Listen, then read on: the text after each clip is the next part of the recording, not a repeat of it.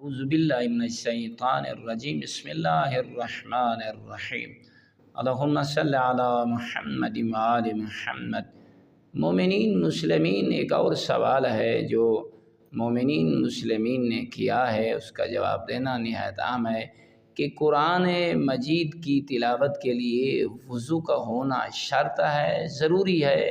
نہیں، قرآن مجید کی تلاوت کے لیے وضو کا ہونا یہ شرط نہیں ہے، بلکہ انسان کے وجود کا پاکیزہ ہونا یہ شرط ہے، اس کی نیت کا پاکیزہ ہونا یہ شرط ہے، اور اس کا خشوع و خضوع کے ساتھ قرآن کی تلاوت کرنا یہ شرط ہے۔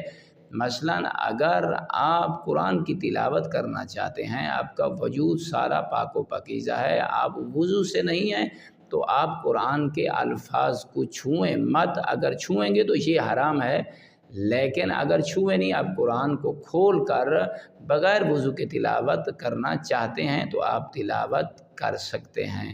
والحمد للہ رب العالمین۔